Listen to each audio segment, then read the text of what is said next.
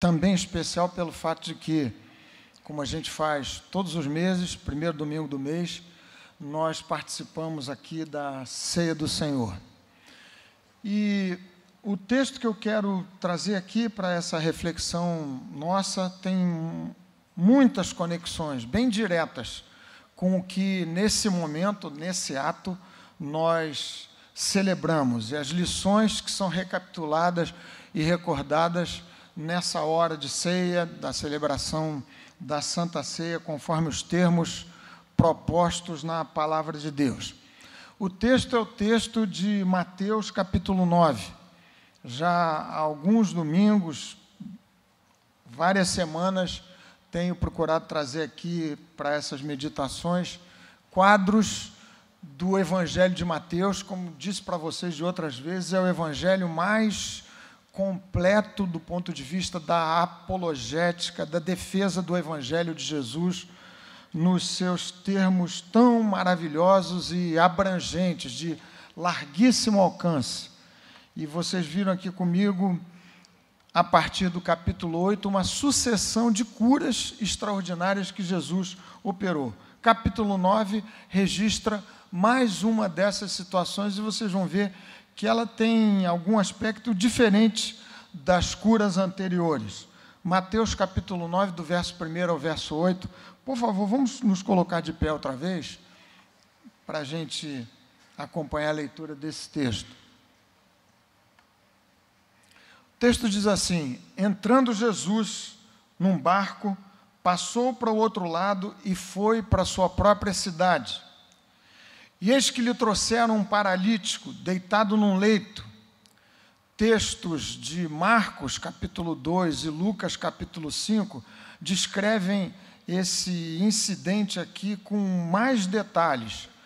Um grupo de 4 amigos desse paralítico fez um esforço enorme para conduzir o paralítico por cima do telhado, exatamente no lugar, naquela casa onde Jesus estava, porque havia muita gente em volta de Jesus e não tinham como entrar, como acessar a presença de Jesus, e esse grupo fez assim. O texto diz então, verso 2: vendo-lhes a fé, Jesus disse ao paralítico: tem bom ânimo, filho, coragem, filho, estão perdoados os teus pecados.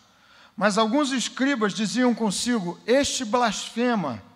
Jesus, porém, conhecendo-lhes os pensamentos, disse: por que cogitais o mal no vosso coração? Pois qual é mais fácil? Dizer: estão perdoados os teus pecados, ou dizer: levanta-te e anda? Possivelmente, na cogitação do coração daqueles escribas e fariseus, havia a seguinte questão: bom, dizer perdoados estão os teus pecados é fácil, porque não se tem como comprovar se acontecera efetivamente algum efeito ou não. Quero ver Jesus fazer alguma coisa mais objetiva. Então diz Jesus: ora, para que saibais que o Filho do Homem tem sobre a terra autoridade para perdoar pecados, disse então ao paralítico: levanta-te, toma o teu leito e vai para a tua casa. E levantando-se, partiu para a sua casa.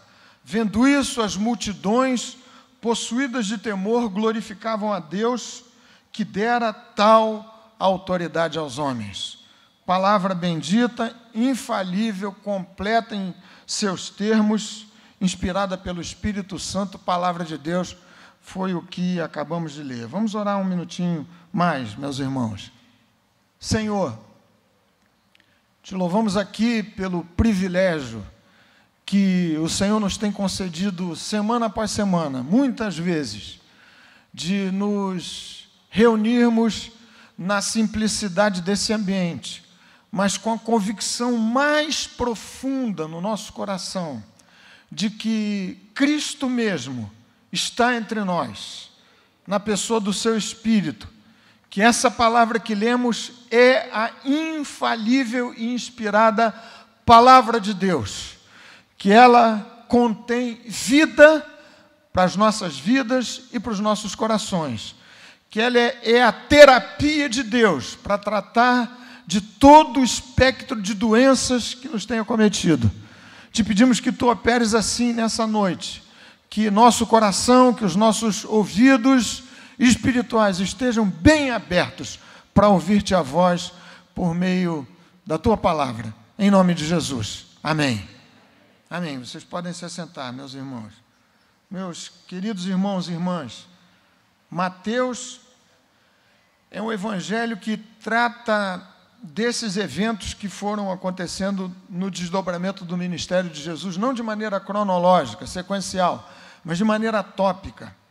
E aqui parece que é um desses ápices do ponto de vista da atividade de cura do Senhor Jesus. Vocês vão ver que, diferentemente das outras situações, aqui Jesus surpreende os seus interlocutores e os circunstantes ali. Muita gente numa casa, na cidade em que Jesus morava, não se sabe exatamente que casa era essa, possivelmente a própria casa onde Jesus residia, e o texto diz, Marcos capítulo 2, Lucas capítulo 5, agregando mais detalhes ao quadro, de que muita gente, especialmente escribas e fariseus, tinham corrido àquele lugar para ouvir Jesus e ouvir os ensinos de Jesus.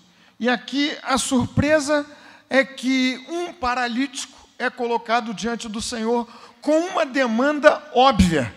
O que é que se pretendia com a presença do paralítico, mediante aquele esforço enorme de 4 dos seus amigos, abrindo um espaço no eirado, no telhado, e baixando o leito do paralítico à presença de Jesus? Obviamente, a expectativa do paralítico, dos seus 4 amigos, e certamente a concorrência dos que estavam ali naquele momento, era que Jesus fizesse o paralítico andar. Certamente, gente que tinha ouvido a respeito do poder de Jesus, das curas anteriores, dos milagres, do toque curador, milagroso de Jesus, obviamente, a demanda tinha a ver com a cura física daquele homem. E a primeira dessas lições muito especiais que esse texto nos traz tem a ver com o que Jesus enunciou de cara para aquele paralítico. Paralisia, vocês já viram aqui nessas reflexões que as curas de Jesus tinham e têm sempre um sentido também metafórico. Os seus milagres, quando, por exemplo, Jesus curou um cego, ele logo se apresentou como sendo luz do mundo.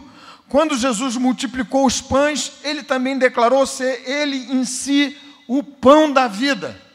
Quando Jesus se encontrou com uma mulher que vinha ao poço para buscar água, ele se apresentou como sendo a água da viva. E aqui não foi diferente.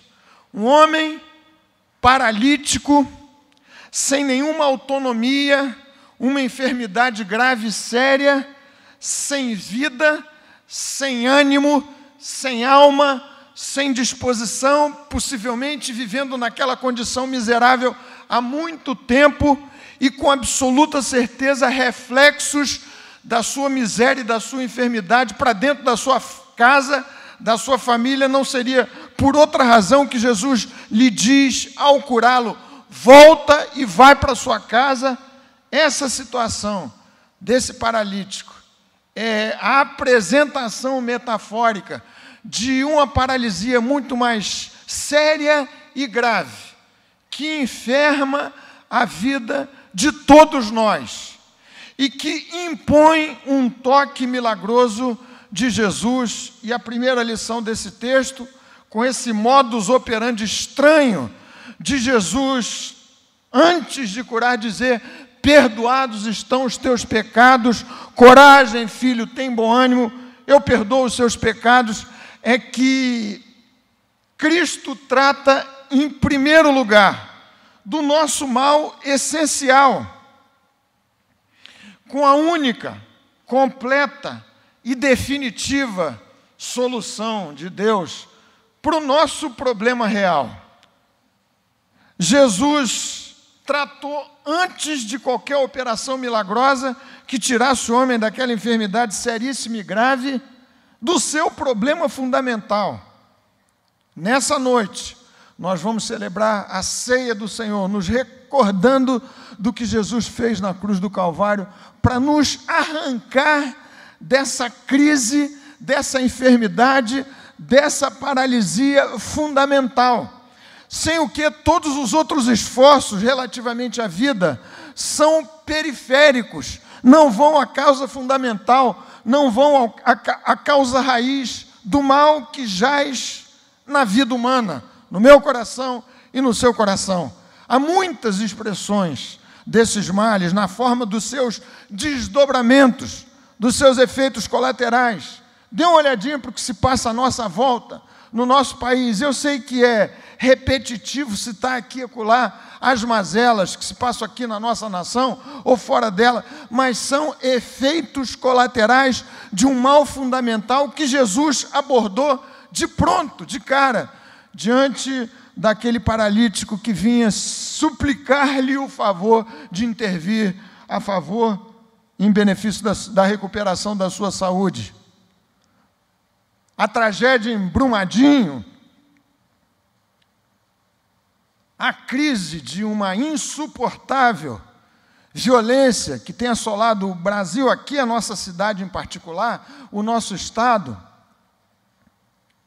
Se você olhar um pouquinho mais para fora do país, bem recentemente, aquele ciclone que assolou especialmente Moçambique, um país paupérrimo, mais de 100 mortos, mais de 500 mil pessoas desabrigadas. E o que assusta, e o que é um reflexo muito agressivo e dramático desse mal que jaz no coração humano, é o descaso das grandes nações, das ricas nações, com aquela gente, com aquele povo.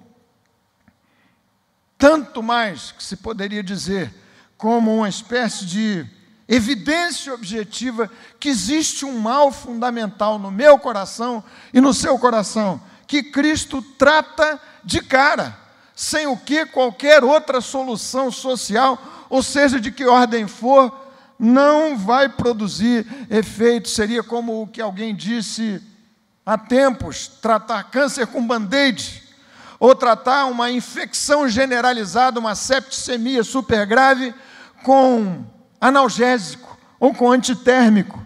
Hoje, pastor Josué leu aqui um texto super comovente mesmo, possivelmente a passagem mais eloquente a respeito desse mal e da terapia proposta por Deus por meio de Jesus, cuja bênção, cuja graça, cuja vantagem, cuja vitória nós vamos celebrar daqui a pouquinho.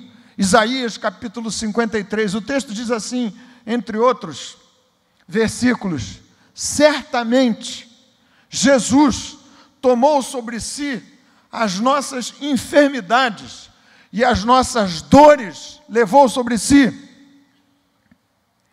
Ele foi traspassado pelas nossas transgressões, pelo nosso problema fundamental. Jesus morreu mais do que para nos oferecer recuperação para os nossos males físicos.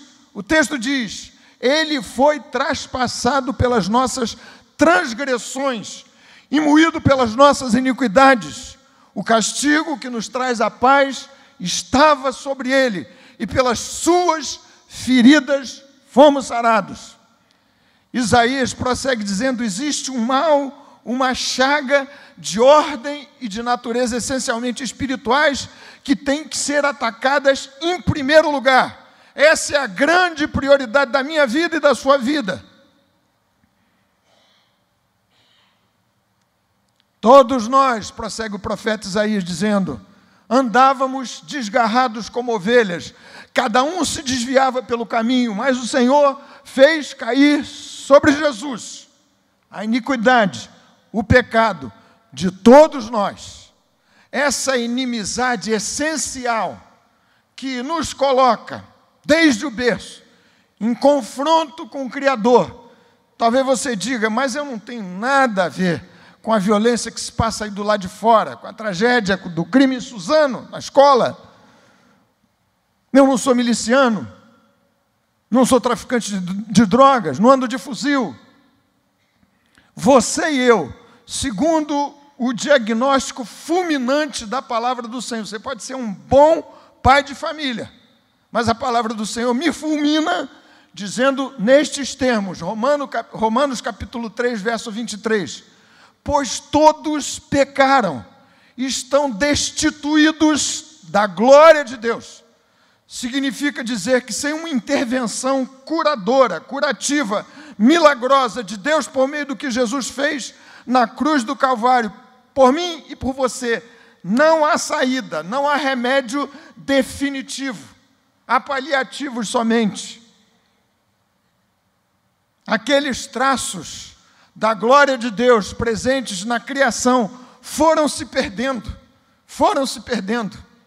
E o texto diz, de Romanos capítulo 3, mas somos salvos gratuitamente por sua graça, mediante a redenção em Jesus. Salvos dos nossos pecados. Jesus, antes de tudo, quer resolver essa questão inconciliável de uma inimizade minha, fundamental com Deus, só conciliável por meio do que Ele mesmo, Jesus, fez na cruz do Calvário. E foi por isso que Jesus fez essa afirmação antes de tudo. Filho, tem bom ânimo, anime-se, tenha coragem, porque o seu problema fundamental agora vai ser resolvido. Diante do qual, é claro, uma enfermidade como aquela, paralisia grave, séria, enfermando, infelicitando a vida daquele homem, era importante, mas não fundamental. Não fundamental. De nada serviria, de modo definitivo, Jesus despedir aquele homem andando, carregando o seu leito, se o seu coração não fosse atingido de maneira definitiva e eterna por essa cura fundamental, essa libertação da sua alma do peso do pecado. A afirmação de Jesus: filho, tem bom ânimo, os teus pecados estão perdoados, embutia duas verdades. A primeira é essa, que eu acabei de reforçar para vocês. Existe um problema mais importante, do qual derivam-se os demais. É como se Jesus dissesse: a sua paralisia, a miséria da sua vida, o esfacelamento da sua experiência familiar, o seu desânimo, a sua menos-valia quanto à sua própria imagem, Jesus o chama de filho, terna e carinhosamente. Tudo isso são efeitos colaterais, subsidiários, dessa crise fundamental do seu coração que está relacionada ao pecado. Por isso, antes de tudo, perdoados estão os teus pecados. E a outra verdade da afirmação de Jesus é que Ele se apresenta como Deus, o credor, o supremo juiz da vida, o único que poderia absolver um devedor desse grande e impagável débito. E foi isso, e foi essa conclusão que causou tanto mal-estar entre os escribas e fariseus. Você pode ler os outros textos de Marcos e de Lucas, eles dizem: mas isso é uma blasfêmia, porque quem pode perdoar pecados senão somente Deus? Num certo sentido, eles tinham razão, só Deus é quem pode perdoar pecados. Só o grande credor e juiz supremo da vida é quem pode nos absolver dos meus débitos. O erro era não identificar em Jesus o Deus que se fez homem, que encarnou, Ele mesmo, Deus, o Todo-Poderoso, justamente para pagar em nosso lugar, em meu lugar, em seu lugar. O erro no diagnóstico, frequentemente, leva a vida da gente a muitos descaminhos. Nessa noite, eu sei que vários de nós aqui têm muitas preocupações, que na sua lista de prioridades, talvez sejam mais graves e sérias na sua consideração pessoal do que alguma coisa espiritual que tem a ver com o acerto das suas relações com Deus. Mas se você não aceitar esse diagnóstico de Jesus, você não tem chance de ser curado. Lembra aqui do nosso queridíssimo irmão José Dilson, nosso amadíssimo pastor, há semanas, já se pode dizer alguns meses,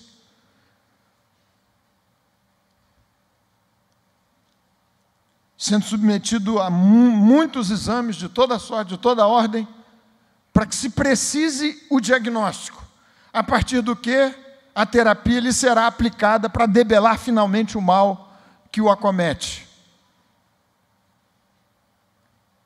Esse é o ponto da vida.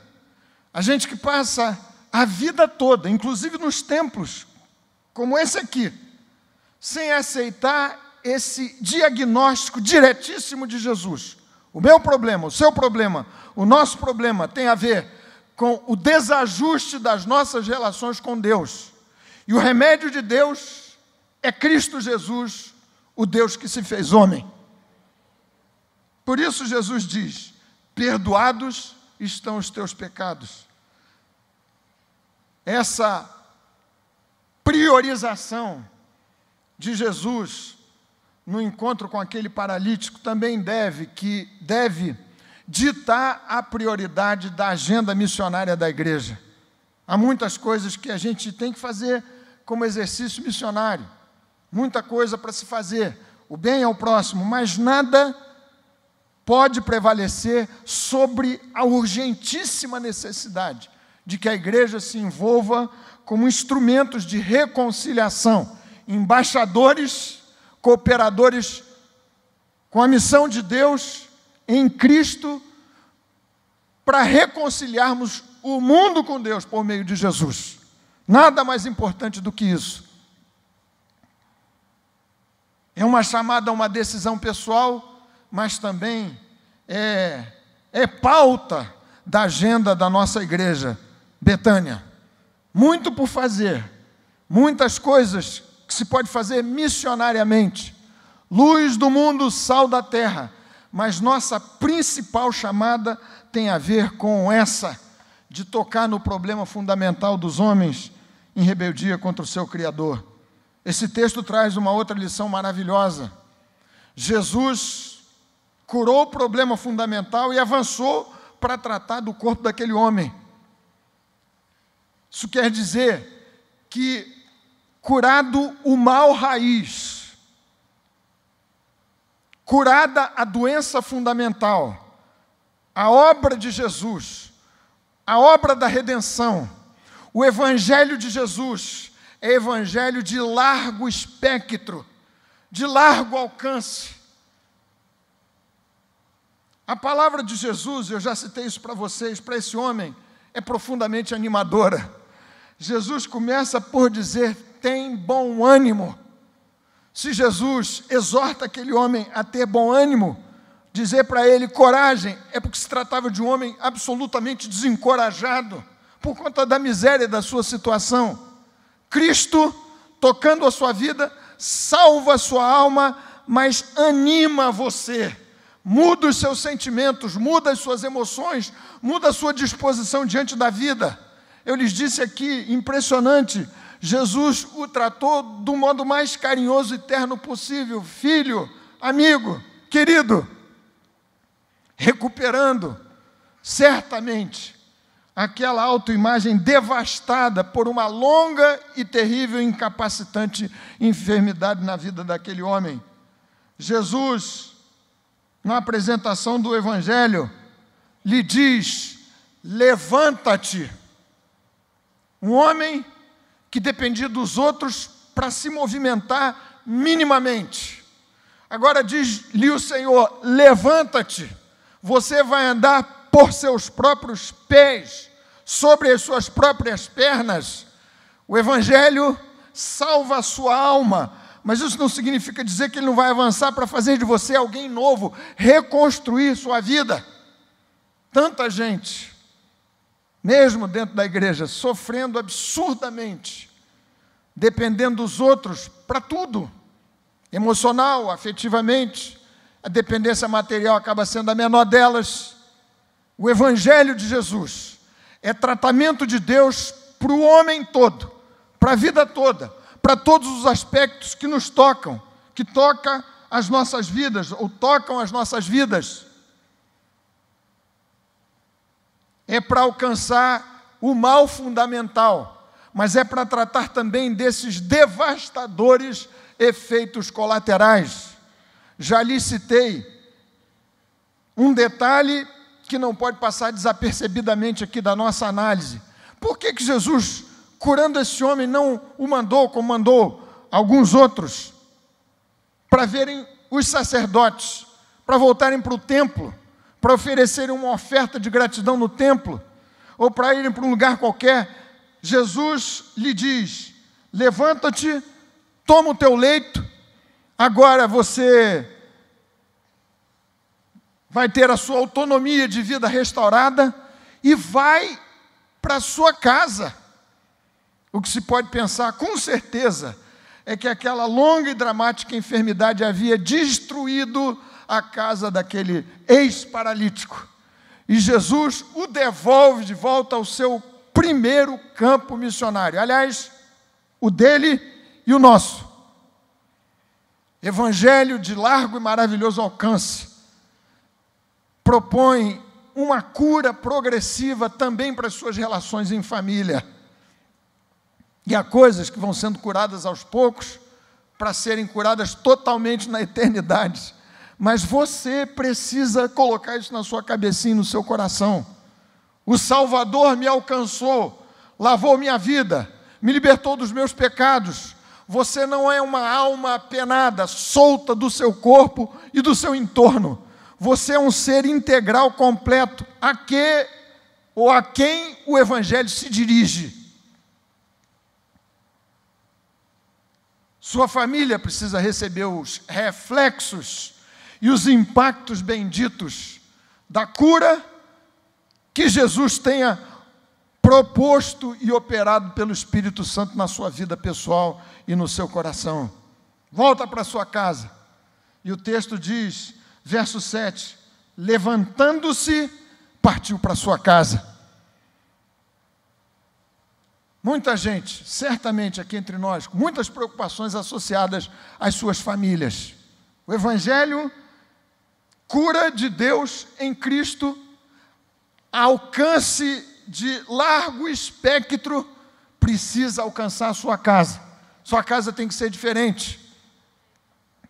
Você tem que causar influência e impacto por conta dessa cura divina no seu coração, dentro da sua família.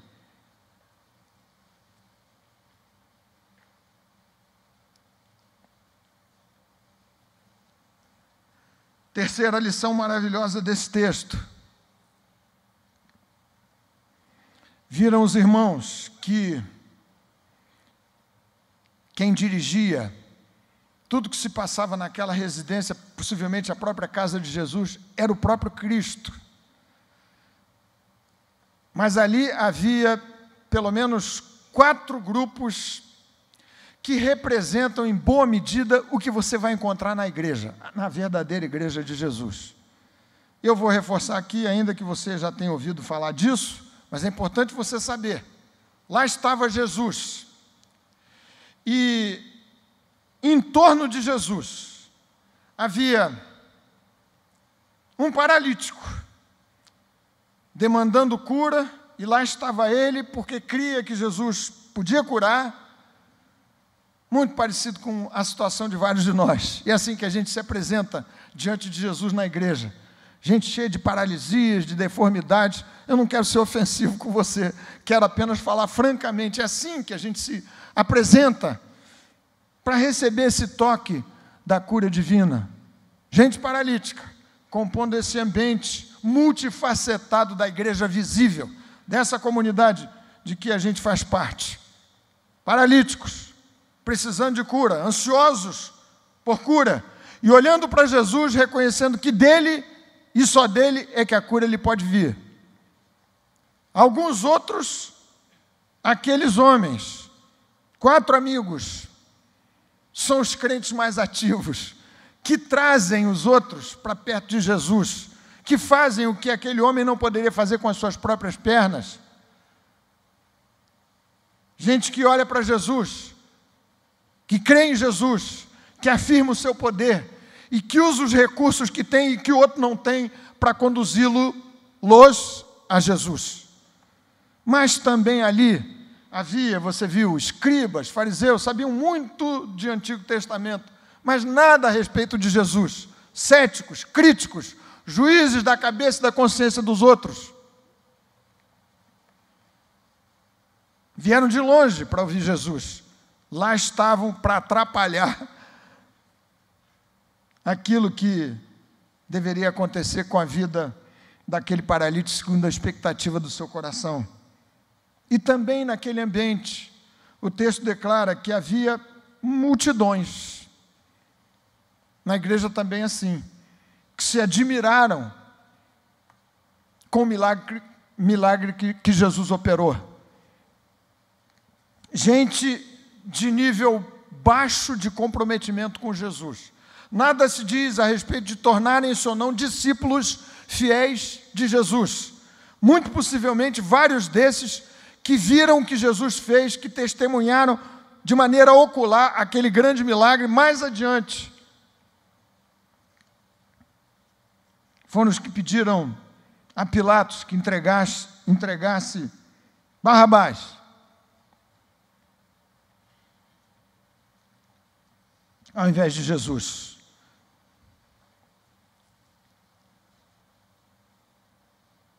É importante você saber que no lugar da cura, no ambiente da cura, presidido por Jesus, vai ser possível encontrar gente da religião que opera contra a cura que você veio buscar, como nesse caso.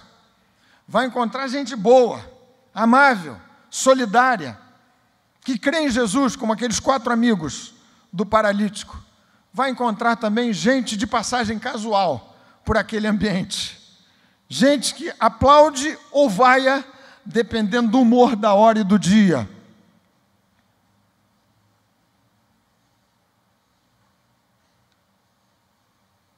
Importante você conhecer essa dinâmica da sociologia do ambiente da igreja, para você não ser tentado pelo diabo a se afastar dessa bendita comunhão, por conta da presença desses elementos e dessas atitudes no ambiente da igreja visível.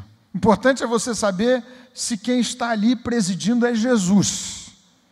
O fato de estar naquela casa Jesus não espantou os escribas e os fariseus com a sua visão torta da vida, da salvação e da religião. Não impediu que as multidões aplaudissem a Jesus, mas adiante as mesmas que haveriam de vaiá-lo.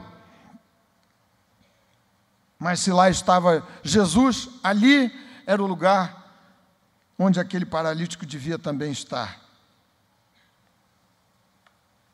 Finalmente, esse texto maravilhoso, essa questão do ambiente da igreja, já que eu falei aqui do José Dilson,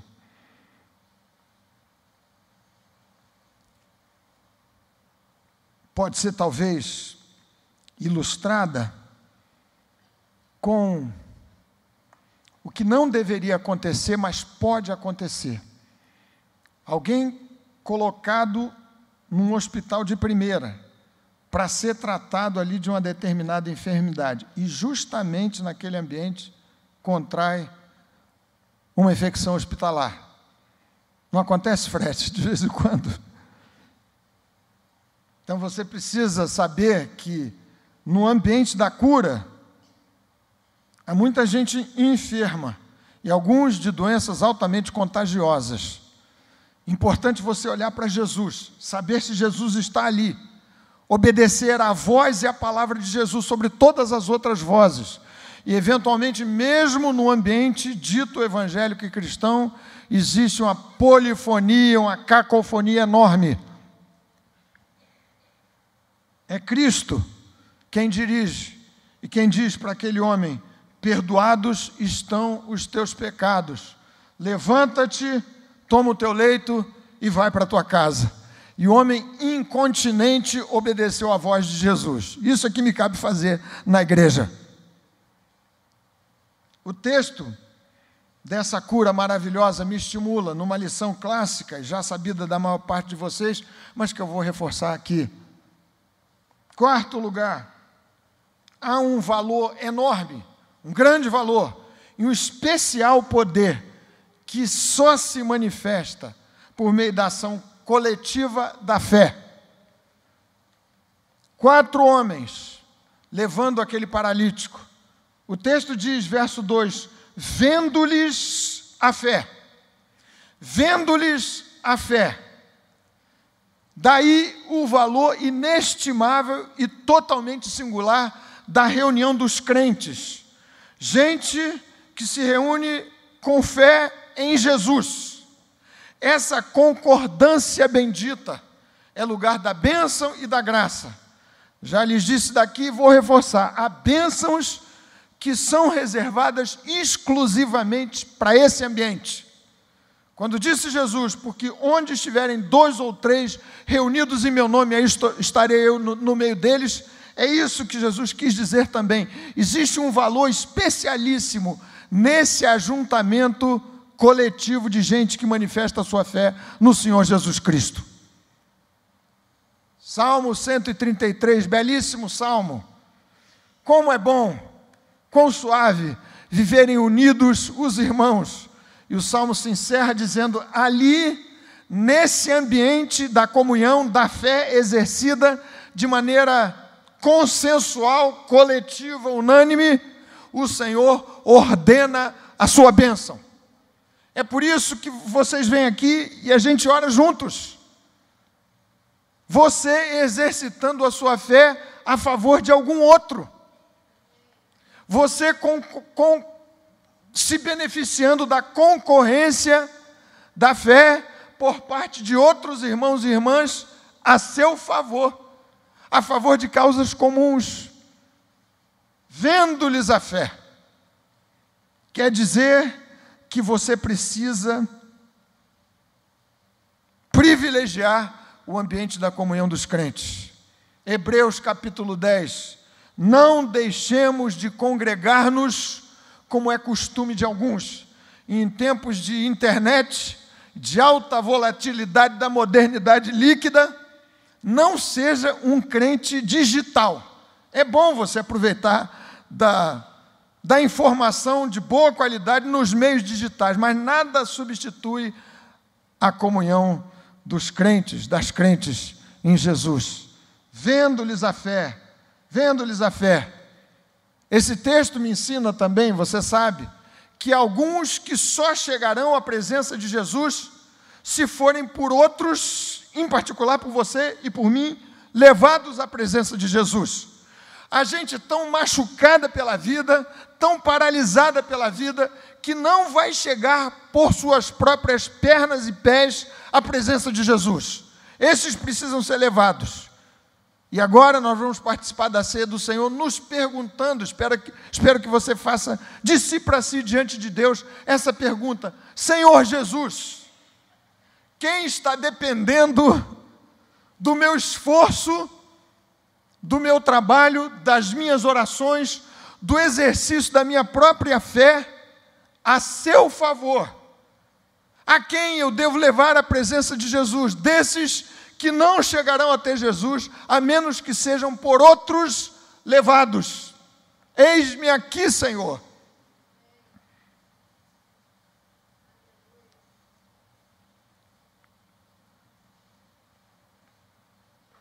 Nós vamos agora participar desses elementos.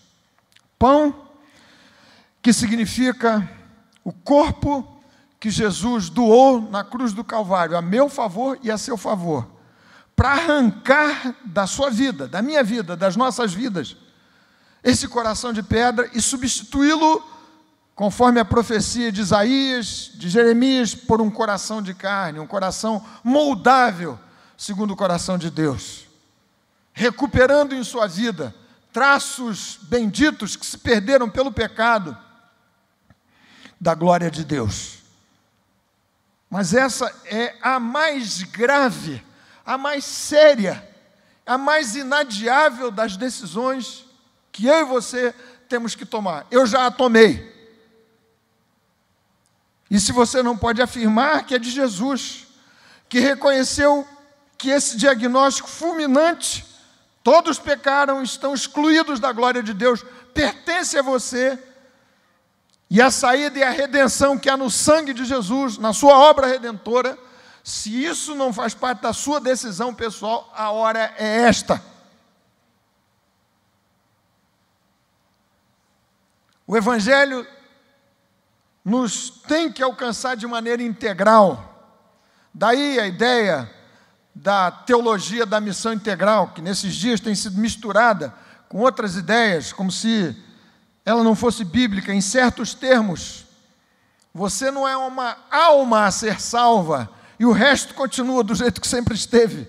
Família esbagaçada, trabalho, não, é o ser integral. É a recomposição dos mais belos traços de Deus na sua vida e tudo quanto tenha com ela a ver.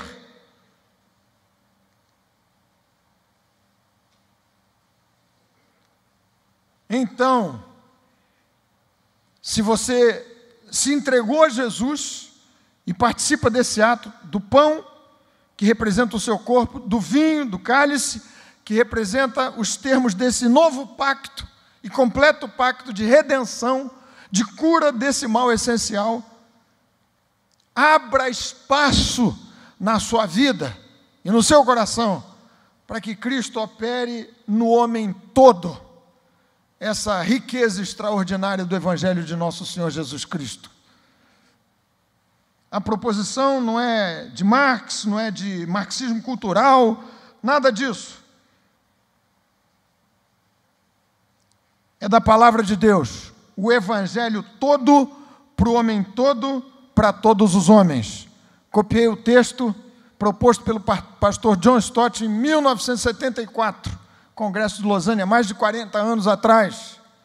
Resgate bendito desta teologia da missão integral que alcança o homem inteiro.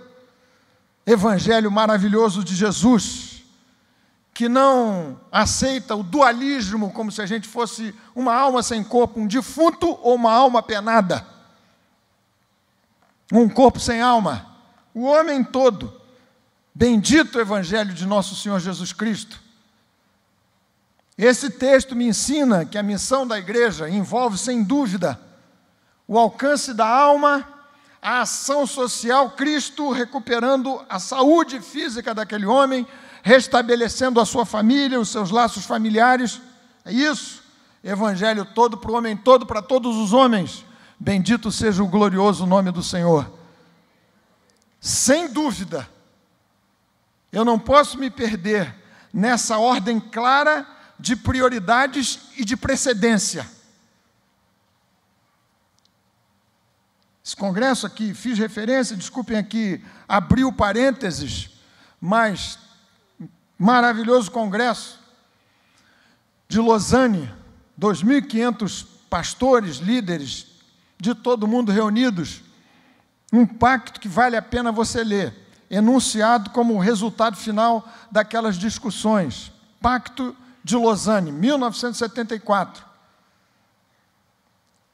Naquele ponto, aqueles amadíssimos irmãos e irmãs acabaram com uma estranha polarização teológica que separava evangelização de ação social, como se fossem dois elementos missionários mutuamente excludentes. Juntaram tudo isso, faces distintas da mesma moeda missionária, por assim dizer. Mas a palavra do Senhor me indica que existe uma ordem, uma precedência, uma prioridade.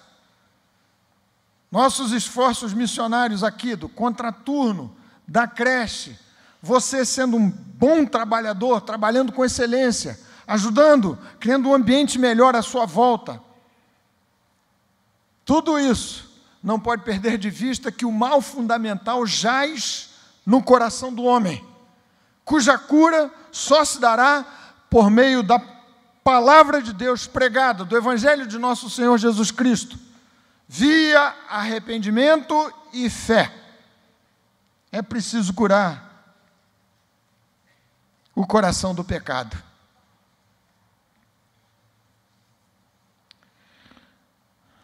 Nesse momento de ceia, também espero que você, que cada um de nós, aqui da nossa querida Betânia, valorizemos essa maravilhosa experiência do exercício concorrente e coletivo da nossa fé no Senhor Jesus Cristo. Isso é o meu corpo que é dado por vós, disse Jesus. Fazei isto em memória de mim. Paulo, orientando os crentes da igreja de Corinto, a participação abençoadora nesse ato, nessa hora, ele lhes disse: porque nós somos unicamente um corpo, um só pão. Vamos participar desse ato em nome de Jesus. Você, por favor, feche os seus olhos, incline a sua cabeça um minutinho, enquanto nossos queridos presbíteros vêm até aqui para participarmos dessa hora.